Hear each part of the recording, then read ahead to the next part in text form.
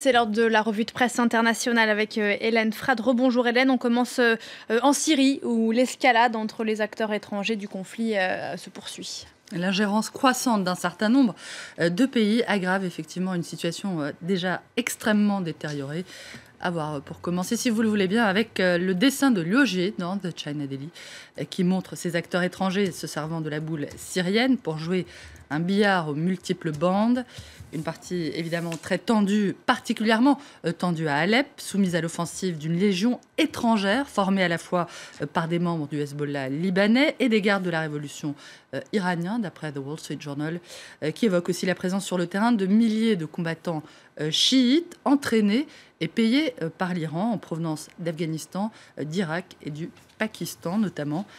Alep également bombardée par l'aviation de Vladimir Poutine, qu'on voit dans le dessin de Willem pour Libération, amener un plat brûlé à Bachar el-Assad. Le Alep flambé et quelque peu cramé, s'excuse le président russe. C'est le geste qui compte, lui répond, le remercie son homologue syrien. L'ingérence iranienne et russe qui entre en conflit avec l'intervention des alliés et celle de la Turquie. D'après Hurriyet, Ankara a demandé hier à ses partenaires de coalition de prendre part à une opération au sol en Syrie, indispensable selon le gouvernement turc pour finir la guerre. La version anglophone du journal d'opposition rappelle que le ministre turc des Affaires étrangères avait déjà déclaré samedi que la Turquie et l'Arabie saoudite pouvaient mener une intervention terrestre contre l'organisation de l'État islamique en Syrie. Pour le Figaro, la Turquie qui pilonne les Kurdes et la Russie qui bombarde les opposants à Assad sont au bord de l'affrontement en Syrie, où les risques viendraient surtout de la concentration de forces aux objectifs opposés dans une zone relativement réduite, multipliant les risques d'incidents terrestres ou aériens.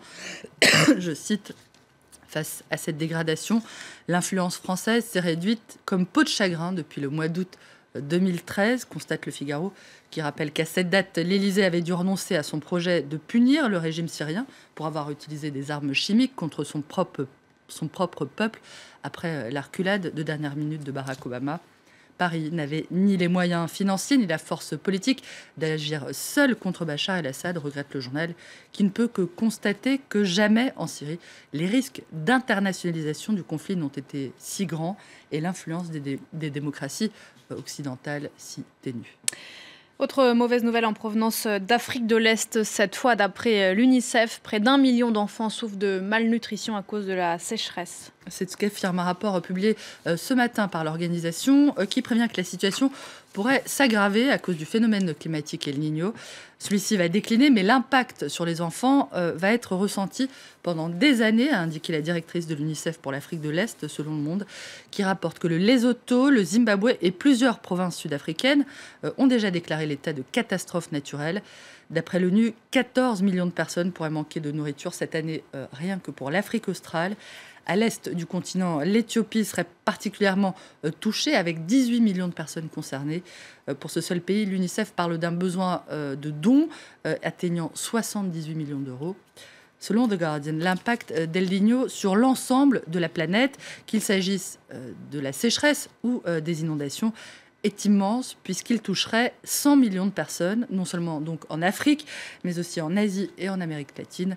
100 millions de personnes touchées par le manque de récolte et l'accès à l'eau potable. On termine avec la disparition hier de l'ancien secrétaire général de l'ONU, l'Égyptien Boutros Boutros-Ghali. Libération évoque la disparition d'un diplomate mort avec ses regrets, ceux de n'avoir pas su éviter les grandes tragédies qui se sont produites au cours de son mandat de 1992 à 1996, en ex-Yougoslavie et au Rwanda. Deux échecs qu'évoque également le site de New Republic, qui rappelle que Boutros Boutros-Ghali et son équipe avaient choisi de ne pas réagir à ce qui a été surnommé depuis et par les anglo-saxons le fax du génocide rwandais envoyé le 11 janvier 1994 par le général Dallaire, le chef de la force onusienne au Rwanda. Il demandait une autorisation pour que ces hommes puissent intervenir et tentent d'empêcher le massacre. Intervention refusée à New York, au siège des Nations Unies. Mort avec ses regrets, Boutros Boutros-Ghali. Merci beaucoup Hélène, c'était la revue de presse internationale. Restez avec nous, on se retrouve dans quelques minutes pour une nouvelle demi-heure d'information en direct.